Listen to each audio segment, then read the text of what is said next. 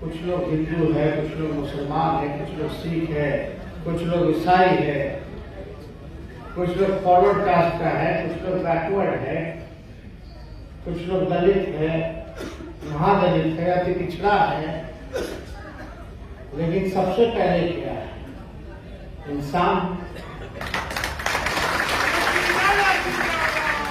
तो इंसानियत के नाते हम सब लोग हैं।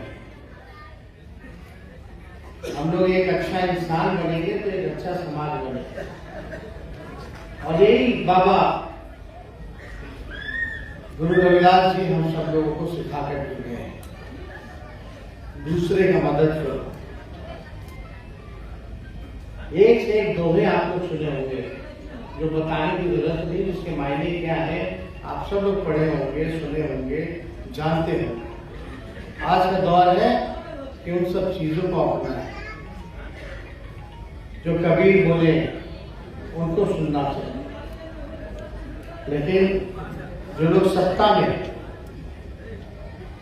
वो लोग विपरीत सोच के, उन लोगों की सोच ही अलग है।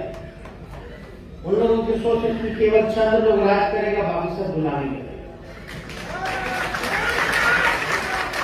और हम लोगों की सोच है कि नहीं, जो गैर बराबरी है, जो समाज में भेदभाव है, ऊंच नीच है, उसको मिटाना है। हम सब एक हैं। चिराग पासवान मुख्यमंत्री जी को इतना बैर क्यों होता है भैया?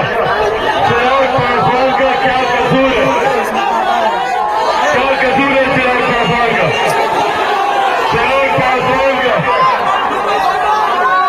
चिराग पासवान का यही कसूर है ना कि चिराग पासवान बिहार में शिक्षा की बात करता है, बेहतर रोजगार की बात करता है, बेहतर स्वास्थ्य सेवाओं की बात करता है, और जब बिहार के विकास की बात चिराग पासवान करता है तो चिराग पासवान को समाप्त करने का प्रयास किया जाता है, चिराग पासवान को तोड़ने का प्रयास किया जाता है। कैसे तोड़ेंगे भैया? पति तो है नहीं, तो ये लोग मेरे परिवार का इस्तेमाल करते हैं, मेरी ही पार्टी से मुझे निकाल कर बाहर फेंकते हैं, मेरे घर से मेरा सामान सड़क पर फेंकने का ये लोग काम करते हैं। सोचते हैं कि चिराग पासवान टूट जाएगा, पर ये लोग भूल जाते हैं कि चिराग पासवान भी जेल का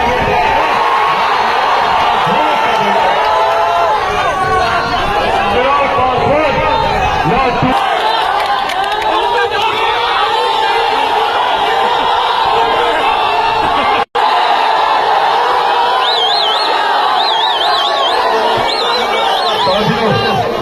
एक विकसित राज्य को बनाने के संकल्प के साथ निकलाऊं।